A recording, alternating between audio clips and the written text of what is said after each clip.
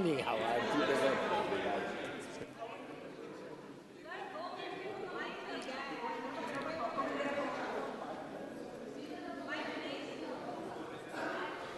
हो जाएगा, स्टार्ट करो। अध्यक्ष महोदय जी, मैं आपकी बहुत धन्यवादी हूं कि आपने मुझे चुनावी सुधारों पर बोलने का मौका दिया है, खासकर इसलिए क्योंकि मैं एक नई सांसद हूं, मुझे दूसरों का नहीं पता उनका कैसा अनुभव रहा, लेकिन पिछला ये एक साल मेरे लिए खासकर विपक्ष से रिलेटेड जो है बहुत ही ज़्यादा चिंताजनक रहा है। एक तरह से ट्रॉमेटिक मैं इसे कह सकती हूँ।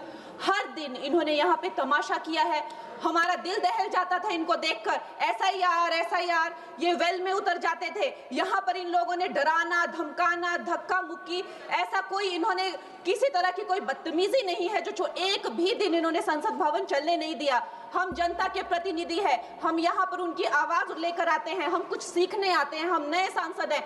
इन्होंने संसद अगर पिछले 2-3 दिन को छोड़ा जाए तो साल पर शायद ही थोड़ा चलने दिया है। एसआईआर कर करके इन्होंने यहाँ पे तमाशे किए, लेकिन अब जब इनको बोलने की बारी आई एसआईआर पे, तो अध्यक्ष महोदय जी हम देख रहे हैं कि कल leader of opposition Rahul Gandhi ji ने, मुझे लगा क्या खुलासा होगा, हम भी बड़े उत्सुक थे, सारी साल हमने एक ही शब्द सुना है, अब ये क्या ग्रैंड रेवलेशन होगी। लेकिन राहुल गांधी जी जो लीडर ऑफ ऑपोजिशन है, उन्होंने कल जब कहा खादी है, खादी में धागे हैं, धागे में लोग हैं, लोगों के अंदर, उनको जब कहा गया कि आप पॉइंट की बात कीजिए, तो उन्होंने कहा कि मैं अपना फ्रेम कर रहा हूं, मैं अपना आर्ग्यूमेंट फ्रेम कर रहा हूं। और इतनी देर बाद जब वो फ्रेम करके पहुंचे तो ले देकर वो वापस उसी अंतर्राष्ट्रीय मूल की महिला, अध्यक्ष जी मैं एक महिला होने के नाते आपसे रिक्वेस्ट करना चाहती हूं कि every woman is entitled to her dignity. वो अंतर्राष्ट्रीय मूल की है, विदेशी महिला है, लेकिन उन्होंने कितनी बार आकर उन्होंने सोशल मीडिया पे कहा है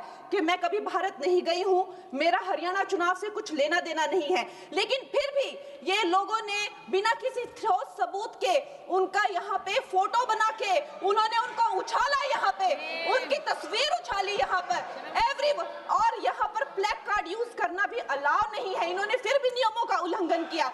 मैं चाहती हूँ सबसे पहले तो मैं इस सदन की तरफ से उन महिला से बहुत ही माफी मांगती हूँ कि इस सदन में बिना कि उनकी आजकल जो पर्सनैलिटी राइट्स का भी एक बहुत बड़ा क्राइम होता है, उसके उपरांत उनका फोटो यहाँ यूज किया गया, मुझे बहुत खेद है। भारतीय संसद भवन की तरफ से हम उनसे माफी मांगते हैं। और ये देखिए महिलाओं का हमेशा ये अपमान करते हैं, लेकिन हमारे प्रधानमंत्री चाहे बेटी बचाओ बेटी पढ़ाओ हो, महिलाओं को शौचालय देने से लेकर, महिलाओं को गैस देने से लेकर, महिलाओं को जो है वो छात्रवृत्ति न जाने कितनी ऐसी योजनाएं हैं।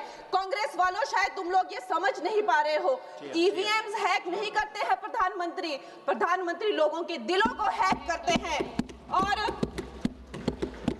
और ये लोग दुहाई देते हैं कि वो जो पुराने जमाने के दकियानूसी, वो जो चिट कागज पे लिखकर जो मतदान होता था वो सबसे अच्छा था। ये लोग भूल गए वो दिन, आप लोग भूल गए वो दिन।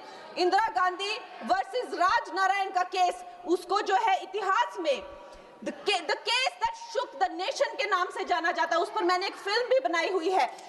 वोट चोरी और वोटों की धांधली के लिए एक प्रधानमंत्री पे एक साधारण से नेता ने केस किया था और उस धांधली में वो पकड़ी गई थी।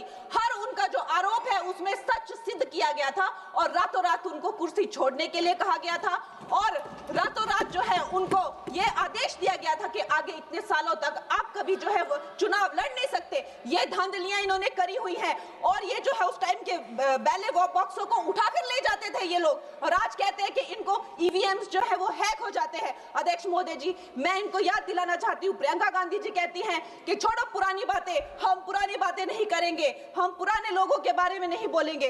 तो मैं ये जानना चाहती हूँ कि आपकी जो माता जी हैं वो तो आपकी अध्यक्ष है और इस वक्त की वो अध्यक्ष है, उनकी जो है आप देखिए जब उनकी नागरिकता नहीं थी, जब उनके पास 1983 में नागरिकता आई, उसके कितने साल पहले से वो वोट देती आ रही हैं।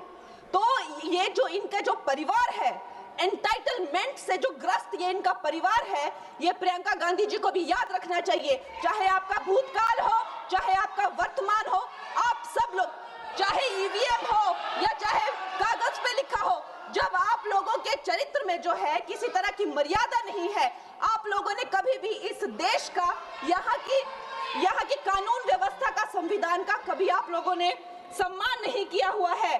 और अध्यक्ष महोदय जी, बिहार में जैसे ही एसआईआर आया, एसआईआर लागू हुआ, हमारी सरकार ने जो है कम से कम 60 लाख से ज्यादा अवैध, अब ये जो सारे अमाननीय वोट कार्ड है, ये सिर्फ घुसपैठियों के नहीं है।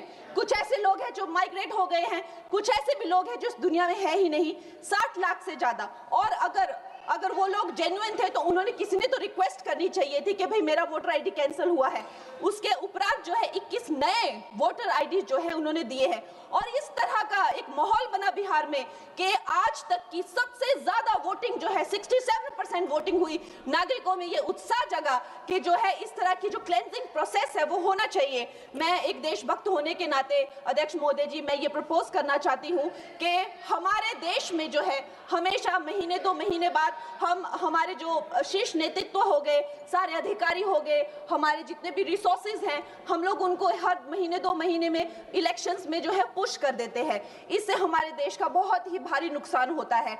और मैं ये चाहूंगी कि 1 नेशन 1 इलेक्शन, जो नरेंद्र मोदी प्रधानमंत्री जी जो कहते हैं कि एक वोटिंग जो है डेमोक्रेसी के उत्सव के रूप में, जैसे कि दिवाली होती है, होली होती है, उस रूप में मनाया जाए। क्योंकि ये सिर्फ सरकार का ही नुकसान नहीं है, 10,000 करोड़ से ज्यादा का जो नुकसान होता है सिर्फ वही नहीं है, लेकिन मुझे लगता है कि धीरे धीरे हमारे जो नागरिक भी है उनमें जो वोटिंग फटीक है, बार बार उन्हें जागरूक करना, बार बार कई जगहों से जहां वो काम करते हैं वहां से उनको ट्रैवल करके अपने नेटिव प्लेसेस पे आना और बार बार मार्केटिंग करके, it is exhausting for the whole ecosystem.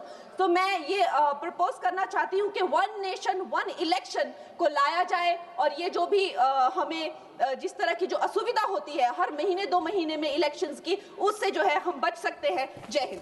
धन्यवाद जी। माननीय सदस्य मियां अल्ताफ अहमद जी।